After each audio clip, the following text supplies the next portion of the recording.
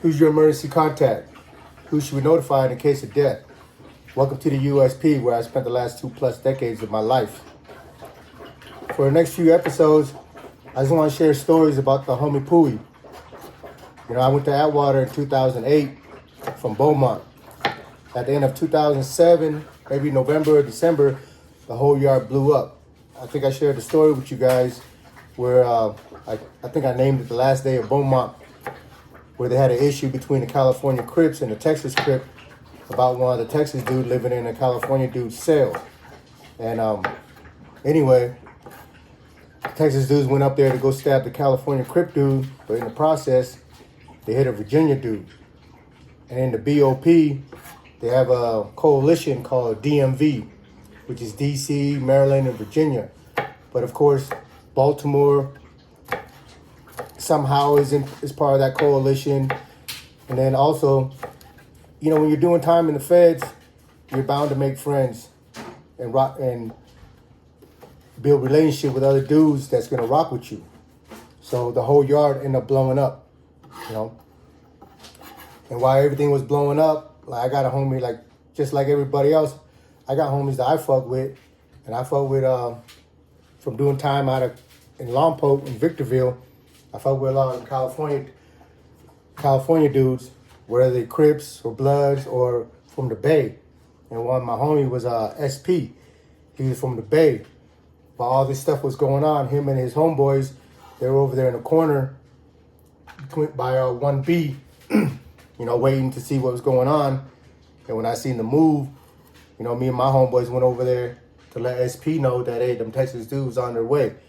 And they had this Hawaiian dude, Kamanaka. He was on crutches. So I grabbed the dude's crutches and gave it to the homie SP. Then I asked them, what's up, man? And they're like, nah, we good. We got enough people. So me and my homeboy, because we can intervene, you know what I mean? But, when I asked the homie, he was like, nah, we good, man. You just go about your business.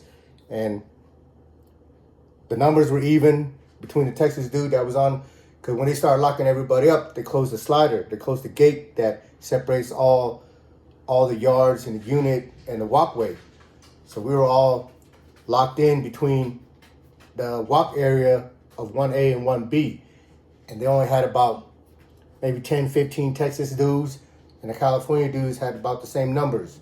And the Texas dude walked over where they were at, and they got it in. The gun tower started shooting their flash grenades. We got locked down, and we never came back out on the yard. They closed the yard down from that day. Around March, they put out a memo that everybody's getting shipped out, that Beaumont was going to be turned into an FCI, and I was on the third bus out of there. So when I get to Victorville, I meet the homie Pooey.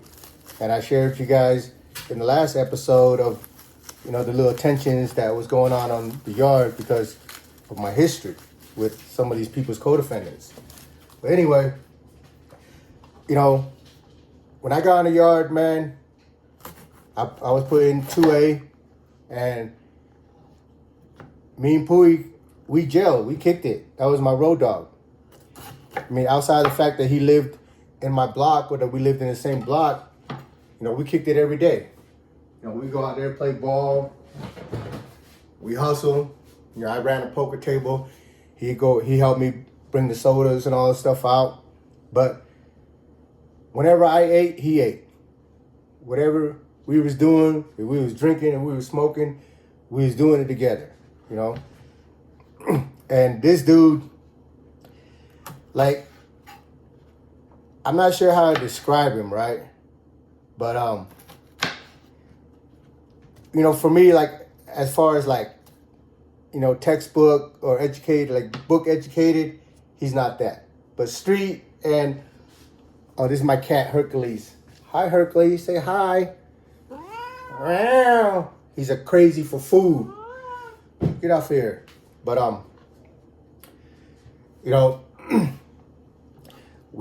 every morning we get up, we go find something to get into.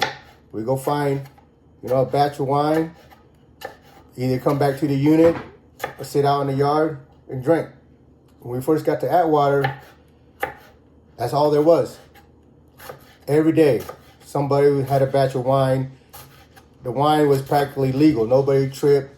You know, every sale you go into, everybody got a batch of wine under their bed, you know. So, and it was cheap, so there was no need for me to go and try to make my own. We just go and find somebody that's making it, selling it, buy a batch, and drink. And it was like that all the way till about June. When June came around, two of the Guamanian homies in, I think they were in 4B at the time. Yeah, or 4A at the time. They ended up killing a guard. So after they killed the guard, you know, they treated like, if you had wine, it felt like they treated like you had an explosive. They were, you know, they brought in Rios. He's this warden that is known for like a troubleshooter, come down and, you know, take control of the yard. And for a minute there, after we came out, it was no tolerance. If you have anything that smelled like alcohol, you were going to the shoe, and they were sending your ass to the smooth program. But before we came out of the lockdown for the cop killing, the homie Lil Man from I forget what Crip gang he was from, but he's from LA. He jumped off a riot against the white boys, because after they locked us down for the death of the guard, they came around and started moving people around and shit, right? You know, try to break up your homies or whatever, and all the rest. Damn it, get off of here. So when they let us out, we were locked down for about 3 months for the guard. So when they came out, you know, the unit Lil Man got put in, the tables, his table, the Crip table, was next to the Sereno table. Now, if anybody's been on any California yard or been downtime in California, there's an unwritten policy that the Crips and the Serenos stay the farthest from each other. Like whether there's tables in the kitchen, whether there's tables and TV in the unit, they are the farthest point from each other. So the white boy had far side table and TV, and the Crips and TV were right next to the Serenos when we came off the lockdown. So Lil Man went to the shot caller of the white boy, and he was like, "Hey man, you know, let's switch tables. You guys function with, you know, in California, the white boys and the Serenos, they have an alliance when it comes to like racial tension. You know, that's not to say they don't beef here and there with each other, but when it comes to beef with the blacks, the whites and the Mexicans, they align themselves against the blacks." So Lil Man approached him and was like, "Hey man, let's switch tables. You know what I mean? We ain't trying to sit next to the Serenos, this and that." Long story short, the shot caller for the unit kind of brushed him off. So the next day, when right before count, when everybody came back from work, all the Crips and all the blacks took off on the white dudes, and we were locked down for that. Well, during that lockdown, that happened in 2B. I'm in 2A. I get picked up for an investigation for attempted introduction. They had caught a kite that I was sending home with somebody, and I don't know if the dude turned the kite in or how they got the kite, but I ended up going to the shoe all the way till, that was around November or December, and I didn't get back out in the yard until maybe May, right? So I was in there for like 5-6 months. So come out the yard, you know, the yard was all fucked up. There was no more drinks. Everything was just, you know, high tension just because of all the incidents that's been happening in the last few months. So, just give you a background on how it was when I first got to the yard, you know. And, you know, me and Pooey, like I said, we kick it, you know. We always find something to do, something to smoke, whatever, play ball. But one day, we're in we're in the cell. I don't know what we was doing, but we're showing each other our pictures, family pictures and all this stuff. And he shows me this one picture. It's all his family at the airport with a big ass sign above them that says, "Welcome home, Pooey." Right? So I'm looking at the picture. Then in the picture, this old man is his grandpa. He's in a wheelchair with an oxygen tank and tubes on his nose. He's in the center of the photo with the family in the background, and the sign in the back, it says, "Welcome home, Pooey." I was like, "Hey, man, when was this taken?" He goes, "Oh, it's just a few months ago. I guess this all happened while I was in the shoe," right? So I'm like, "Why they got a sign that says, 'Welcome home, Pooey'?" He goes, "Oh, man, that's my fucking brother." I said, "What happened?" So at this time, Pooey had a girl out there in Alaska. He had hooked up with a girl out in Alaska. Her name was Nicole. And I guess he had called her and told her that his points had dropped and that he was coming home. Now, like I said, when it comes to like book smarts or whatever, Pooey ain't it. But this dude, like, I don't know how people believe the stories that he be telling them, but he knows who to tell his stories to and how to get them to believe whatever it is that he wants them to believe, right? So he calls his girl, Nicole, and tells her that, his points dropped or that he won his appeal. Something to that effect. And that he was getting out. Well, the girl looks up, you can look people up on the BOP.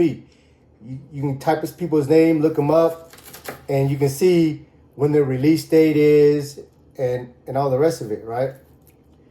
I know because my wife looked my name up a few times and my release date changed like 3 times because of all the shit that I got myself into. So I'm like, "Well, how did you get around that one?" He told her like, "Oh, they haven't changed it yet because the case is new. It just came down. The rulings just came down, but I'm getting immediate release and I'm leaving on this so date." So somehow he convinced her that he's getting out. But he tells her, "Hey, I need money for clothes and I need money for a plane ticket." And she's like, "Why don't I just buy it for you?" And this guy's like, "No, you can't. I have to pay for it over here or they're not going to let me out." This and that. Well, anyway, he tricks her. He convinced her that he was coming home. And she ends up, sending him like 2 racks. Right? And this is when I was in the shoe for that last, 4 or 5 months, 6 months. So he convinced her that he's coming home. Well, she goes and tells his family that he's coming home. So when he calls his brother, and his brother's like, "Oh man, Nicole just told me that you're getting out." Well, he didn't want to so he just like played along with it because he didn't want to give up the game. Because if he told his brother that he was just scamming the girl, his brother might go back and tell his girl. So he just, played it off. He's like, yeah, I won my appeal, this and that, and I'm, getting ready to get released. So his brother goes to tell his whole family that he's getting out. And, he's been gone like almost 10 years at the time. And so they're like, why wouldn't you be? Like, they're excited to, for their brother, for their cousin, for their, grandchild to come home. So his whole family, they all get dressed up and they go to the airport to go wait for him, right? Because I don't know how he found out what airplane, what flight or whatever, but he gave him the flight the flight number and what plane and what time they were gonna be there and all that shit, right? Like I said, he ain't book smart, but when he's throwing down a con, he's pretty convincing to the people that he does it on. Like I said, when I say the people that he does it on is because, somebody like me or other people, when you hear it, you're going to be like, man, shut the fuck up. That's just outrageous, right? But he finds his people. He finds the people to con. So he gives them the flight, the date, the time, and everything. And that's where the picture came from. And the thing that I was like, damn, Pooey, your grandpa's over there in a fucking wheelchair with an oxygen tank and, in a hole, hose in his nose. Like the dude's like on his deathbed, rolling up to the airport to wait for Pooey to come home, right? I'm like, man, how'd you let him go through that? He's like, shit, that ain't my fault. That motherfucker, it was none of his business. He was like, I'm conning the girl. The girl went and told his brother, and he's like, shit, my dumbass brother went and got everybody else involved. I was like, shit, that's their fault. I was like, fuck. But, like, when we're in there, man, it's just, I don't know. Like, you can look at it however you want to look at it, but for me, I wasn't judging him or nothing. Cause, you got a lot of dudes in there that they're trying to survive the best way they know how. And if they got somebody on the streets that want to fall for some shit, I'm not gonna, I'm not judging them for it. I have my own opinions or whatever, but that was just the kind of shit that I would witness with him almost on a daily basis. And my friendship with him, we were good. Like, we had fun, we kicked it, we shared everything. And like I said, outside of him and my homeboy Bryson, because Bryson came, he came a few months after, but he lived on the other side of the penitentiary, because the yard is split. So I'll see Bryson during the day, when the yard's open, but on the weekend the yard is split, and mostly we play the unit, and so with me being on the east side, in there with Pooey, he's the one that I knew that would have my back if anything jumped off, like without a doubt. And yeah, it's just a little story about the homie, man. I'll be sharing some more stories with him.